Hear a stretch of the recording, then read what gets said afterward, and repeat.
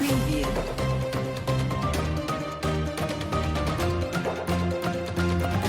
Preview. Rumah sakit milik pemerintah Kabupaten Jember, Jawa Timur menambah 17 tempat tidur ICU untuk pasien COVID-19. Langkah ini sebagai antisipasi lonjakan kasus baru positif COVID-19. Angka kematian dan terkonfirmasi positif COVID-19 di Provinsi Jambi terus meningkat. Dalam satu hari, ada 5 orang warga Jambi yang meninggal akibat COVID-19. Pertanggal 15 Juli kemarin, kasus harian COVID-19 di Indonesia mencapai 56.757, sehingga total kasus positif di Indonesia berjumlah 2.726.803. Sementara angka kesembuhan bertambah 19.094. Dengan penambahan kasus ini, Indonesia disebut epicentrum baru corona di dunia, menggantikan India. Diharapkan para guru atau tenaga pendidik siap untuk pembelajaran tatap muka saat tahun ajaran baru dimulai pada Juli mendatang. Saudara, rencana dibukanya sekolah tatap muka mulai Juli 2021 mendatang harus diwaspadai.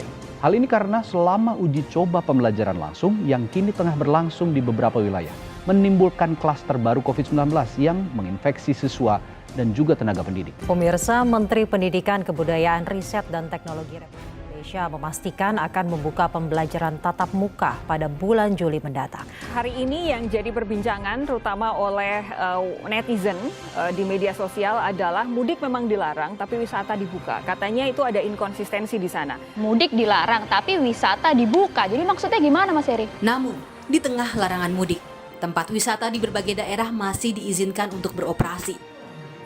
Menteri Pariwisata dan Ekonomi Kreatif Sandiaga Uno menyebut, Kemenko Pembangunan Manusia dan Kebudayaan telah memberikan restu kepada Kemenparkraf membuka objek wisata lokal selama libur Lebaran, meski dengan penerapan protokol kesehatan. Pembelajaran tatap muka yang seharusnya sudah dilakukan pada bulan ini akhirnya sirna begitu saja. Hadirnya COVID-19 varian Delta di Indonesia membuat banyaknya lonjakan kasus baru per 16 Juli 2021 mencapai 51.952 pasien yang mengakibatkan jumlah kasus COVID-19 di Indonesia menjadi 2.832.755 kasus. Banyaknya pro dan kontra mengenai rencana pembelajaran tatap muka yang terus akan dilakukan, namun tingginya kasus baru COVID-19 membuat rencana tersebut terus terundur. Lantas, di tengah tingginya kasus baru COVID-19, mengapa sektor pariwisata tetap dibuka sebelum akhirnya pemerintah memberikan kebijakan PPKM darurat pada saat ini? Bagaimana tanggapan salah satu guru SMA di DKI Jakarta mengenai sistem pembelajaran jarak jauh yang dilakukan saat ini? Nama saya Nuri Purwanti, saya lulusan S2 Sosiologi Universitas Indonesia.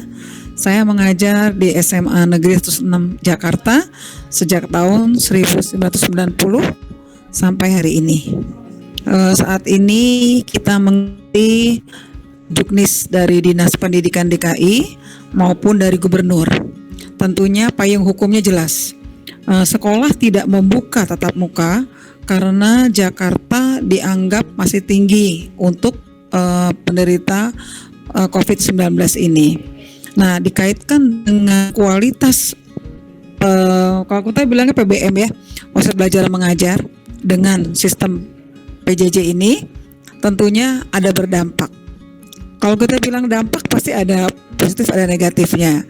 Positifnya anak lebih mandiri, dia lebih disiplin karena dia mengerti pukul berapa dia harus buka buku, pukul berapa dia harus belajar, pukul berapa dia meet atau Zoom. Ini kita ambil positifnya ya. Tapi negatifnya ada anak-anak yang kurang termotivasi. Misalnya nih dia udah absen nih di Google Classroom. Nah setelah itu tidur lagi. Nah, atau dia muncul di Google Classroom sekedar absen lalu menghilang 15 menit dia ada gitu. Kemudian tugas-tugas juga mereka belum semua mengerjakan. Karena 1,5 tahun wajar lah kalau buat saya gitu ya. Jadi kalau dikatakan bagaimana kualitasnya, kami sebagai guru ini bagaimana caranya membuat pembelajaran yang menyenangkan, berkualitas tanpa mengurangi esensial. Artinya tanpa mengurangi ini loh yang seharusnya gitu. Nah, Mas Nadiem Makarim selaku Menteri Pendidikan dan Kebudayaan, sekarang namanya Kemendiktek ya, karena digabung. Nah, Mas Nadiem bilang apa? Berikanlah materi-materi yang esensial. Karena kita kebayang dong, meet 90 menit berapa kuotanya? Kan ada bantuan dari menteri, betul. Tapi kan SMA 15 mata pelajaran, 14 mata pelajaran. Dan setiap hari guru bergantian Meet atau Zoom. Minimal kami mengadakan Meet atau Zoom per kompetensi dasar yang baru. Agar tidak setiap minggu ada Meet, karena kami memikirkan juga. Dan anak-anak yang tidak punya kuota boleh ke sekolah. Anak yang tidak punya gadget boleh ke sekolah. Sekolah buka lab TIK, sekolah buka ada guru atau manajemen staf wakil yang piket, dan kami persilakan. Bahkan sekolah membantu anak yang tidak punya gadget dengan membelikan atau ada yang meminjamkan orang tua, ada juga membelikan orang tua gadget ya. Jadi kembali tadi, seperti apa nih kualitas PJJ ini? Ya, kalau misalnya tetap muka tentu beda ya, tatap muka dengan PJJ. Karena tatap muka itu lebih efektif, anak mendengarkan guru sehingga anak lebih masuk materinya. Sementara PJJ itu kan terbatas waktunya ketika kita Meet dan Zoom, gitu kan? Nah, jadi kalau bicara kualitas tentunya lebih bagus tatap muka, tetapi sekarang bagaimana caranya guru? Satu, menggunakan aplikasi-aplikasi berbasis IT. Apa? Google Classroom. Kemudian ada yang pakai Moodle, ada yang pakai macam-macam gitu ya. Nah, itu tergantung daripada penguasaan guru. Dan anak nyamannya di mana? Oh, ada anak nyamannya saya lebih suka pakai WhatsApp group. Ya udah, nggak apa-apa. Saya lebih suka pakai email, nggak apa-apa. Jadi tergantung bagaimana anak dan guru itu menyenangkan. Karena sekolah itu harus menyenangkan, dan sekolah kita memiliki artinya semacam moto gitu ya, sekolah ramah anak.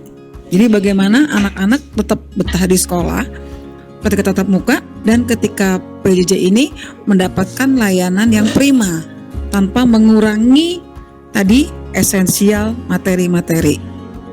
Jadi sekali lagi, sekolah, terutama guru, tenaga pendidik, bagaimana menjaga kualitas mutu sekolah walaupun dalam PJJ. Semua kendala-kendala anak kita atasi. Kita panggil orang tua, kita panggil anak, bahkan ada anak yang nilainya kosong kita panggil ke sekolah. Tentu dengan menjaga ini ya, protokol-protokol kesehatan ya. Ketika belum pandemi hebat seperti sekarang, saya pernah panggil anak karena nilainya 02, saya panggil orang tuanya, bikin perjanjian, tunggu Bu anaknya yang belajar di sekolah, tunggu Bu anaknya ulangan di sekolah. Jadi kalau dibilang ada kendala, iya, tapi sekolah dan guru bisa mengatasi dengan kerjasama orang tua, komite, dan peserta didik. Lalu, bagaimana tanggapannya mengenai berjalannya sektor pariwisata di tengah pandemi COVID-19, namun pendidikan tetap menerapkan pembelajaran jarak jauh? Jadi kita tidak bisa menyamakan sektor pariwisata dengan pendidikan. Kita melihat dengan perspektif yang berbeda, ya. Ketika pariwisata dibuka, kita lihat berapa orang yang bergantung hidupnya dari sektor pariwisata, UMKM, guide, hotel, transportasi. Hotel juga banyak yang tutup karena tidak ada wisatawan, gitu kan. Nah, kenapa dibuka? Karena pemerintah memikirkan hajat hidup orang banyak. Di Undang-Undang Dasar 1945, negara harus mensejahterakan warga negaranya. Sosiologi kita pakai welfare state, negara kesejahteraan. Bagaimana negara mensejahterakan warga negaranya? Nah, kalau sektor wisata itu tidak dibuka, berapa banyak di Bali hotel yang dijual? Berapa banyak hotel yang ditutup? Di Jawa juga seperti itu. Ketika pariwisata itu dibuka, ada pembatasan. Banyak orang tua yang bilang, mau udah dibuka nih, kok sekolah enggak sih? Sekolah itu SDM. Yang dipertaruhkan, goalnya apa sih goalnya? SDM. Orang Indonesia yang berkualitas, generasi P. Generasi yang berbasis IT. Generasi yang akan kita buat calon-calon pemimpin bangsa.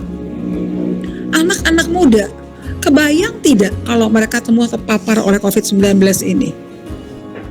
Makanya tadi pagi saya dengar anak-anak sekolah akan diberikan vaksin.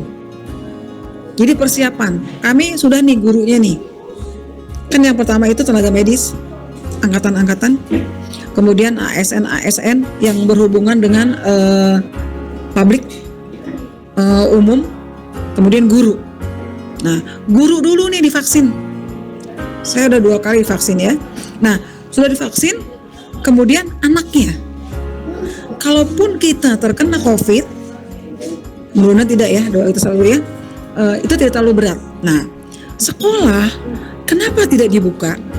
1, tidak semua sekolah punya fasilitas, punya tempat cuci tangan yang tidak bersinggungan.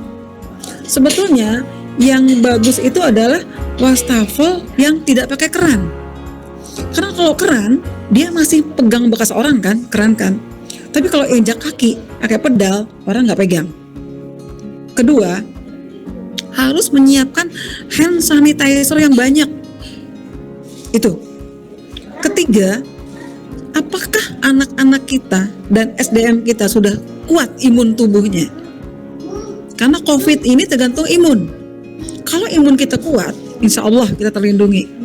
Tapi dia akan masuk ketika imun tidak kuat. Nah, jadi Mas Nadiem mau buka, tapi harus ada persetujuan orang tua. Kalau Mas Nadiem bilang sekolah harus tetap buka, sekolah harus dibuka. Kalau orang tua bilang tidak dibuka. Nah, beberapa uji coba sekolah sudah ada menggunakan materai bagi orang tua yang mengizinkan anaknya.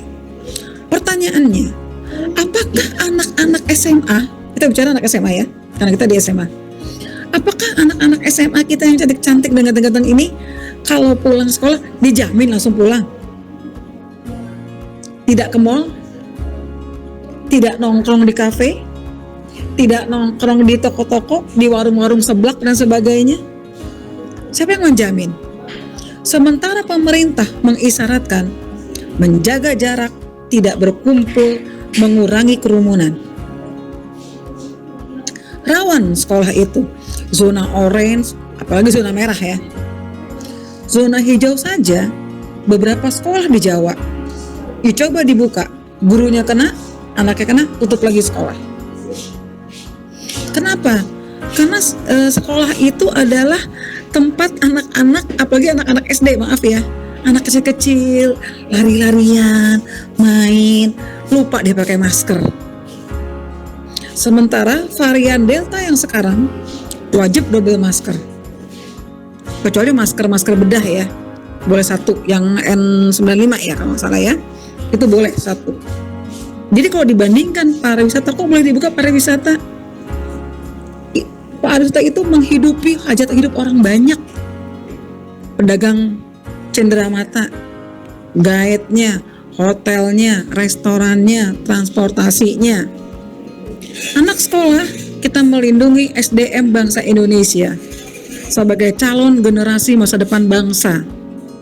Lantas, bagaimana tanggapan salah satu mahasiswa mengenai sektor pariwisata yang terus berjalan dan harus membawa surat swab negatif bila berpergian? Menurut saya malah jika jam operasional dari tempat wisata itu dikurangi, orang-orang malah akan semakin berlomba-lomba untuk datang ke tempat wisata. Diambil dari kasus pada saat Lebaran kemarin, di mana ada beberapa tempat wisata yang dibuka hanya untuk beberapa saat, hanya seperti jam operasionalnya yang dikurangi, akhirnya akan mengundang kerumunan yang lebih banyak, yang berakibatkan tempat wisata itu malah ditutup. Seperti itu. Jadi lebih baik jika memang ingin ditutup tidak dengan pengurangan jam operasional, tapi memang ditutup. Terus jadi itu sama saja seperti sia-sia. Jadi pengurangan jam operasional itu juga bukan tindakan yang bagus, tindakan yang efisien menurut saya. Jadi sementara untuk yang jalur luar kota itu sebenarnya tergantung peran masyarakat di sini berperan sekali ya. Bagaimana masyarakatnya itu sebenarnya yang harus lebih ditertibkan. Jadi ibarat katanya sia-sia pemerintah sudah membuat peraturan untuk mengurangi adanya kasus COVID dengan salah satunya dengan dilarang adanya jalur luar kota. Seperti pada saat kasus mudik lebaran kemarin sudah diberikan larangan bahwa tidak boleh adanya mudik keluar kota. Tetapi masyarakatnya yang malah bertindak bodoh amat dan tidak peduli akan hal itu. Jadi mereka masih menganggap enteng hal tersebut. Jadinya berefeknya seperti sekarang di mana kasus COVID-nya semakin meningkat, yang malah akhirnya membuat akhirnya ya pemerintah harus lockdown lagi sekarang ini, karena harus mengurangi adanya kekhawatiran kasus COVID-nya akan semakin meningkat. Jadi kalau lockdown seperti ini kan efeknya pasti ke kita juga kan, ke masyarakatnya juga, di mana ekonominya itu pasti akan semakin ekonominya ya turun lagi, ekonominya tidak bergerak lagi. Itu ya karena peran masyarakatnya juga sebenarnya sangat penting di sini, tapi masyarakatnya masih tidak peduli dengan hal itu, kurang peduli dengan hal itu. Jadi itu sebenarnya diakibatkan oleh kita, tapi akhirnya berefek juga kepada kita gitu. Menurut saya seperti itu. Lalu, apakah adil bila sektor pariwisata tetap berjalan namun pendidikan tetap melakukan pembelajaran tatap muka? Kalau menurut saya bukannya nggak adil, tapi lebih nggak masuk akal. Karena kalau pariwisata dibuka kan sama aja, balik lagi ke yang pertama, sama aja kalau keluarga banyak, masyarakat akan lebih ke sana kan, karena ya tempat wisata itu ya walaupun nggak bisa dipungkiri ya, nggak bisa dipungkiri dalam keadaan seperti ini emang hiburan itu dibutuhkan banget ya. Apalagi kalau di rumah aja kan itu kan pasti bisa stres, terus bisa bosen juga, apalagi untuk anak-anak gitu. Ada di satu sisi dimana pendidikan harusnya tetap dibuka, karena mau gimana pun anak harus tetap sekolah. Tapi di satu sisinya lagi ya dalam keadaan seperti ini pendidikan memang tidak bisa dibuka dan harus di rumah untuk melaksanakan pendidikan di rumah saja. Tapi dari sejauh ini kasus pendidikan daring atau sekolah online itu kalau menurut saya lebih banyak negatifnya. Bukan negatif ya, lebih banyak kurangnya. Misalkan seperti anak akan lebih banyak bermain gadget. Jadi dia beralasannya ya lagi sekolah, padahal dia lagi main gadget. Dia akan lebih banyak menghabiskan waktu untuk bermain gadget. Terus motivasi anak untuk berprestasi akan berkurang, akan hilang, lama-lama akan hilang. Terus kebanyakan juga orang tua yang kewalahan, banyak orang tua yang kewalahan untuk mengerjakan tugas kantornya yang di rumah, sama juga untuk mengajarkan anak di rumah. Jadi kewalahan banget, jadi kurang efektif banget ya pendidikan di rumah. Lebih baik kalau menurut saya pendidikan tetap dibuka, walaupun kasusnya nanti sudah mulai turun, kasusnya sudah mulai sedikit, pendidikan mungkin bisa dibuka, tapi ya itu dengan protokol protokol kesehatan yang bagus, protokol kesehatan yang ketat, dimana pendidikan harus semakin tetap berjalan gitu, karena kan itu menyangkut juga masa depan anak gitu kan. Karena kalau misalkan cuman di rumah aja, motivasi anak untuk belajar, motivasi anak untuk berprestasi bisa berkurang gitu. Jadi lebih baik kalau misalkan tempat pariwisata, tempat wisata itu dibuka, jam operasionalnya dikurangi. Sekolah juga mungkin bisa seperti itu, tetap dibuka tapi jam untuk sekolahnya bisa dikurangi. Itu tergantung balik lagi ke keluarganya, apa orang tuanya membolehkan atau tidak.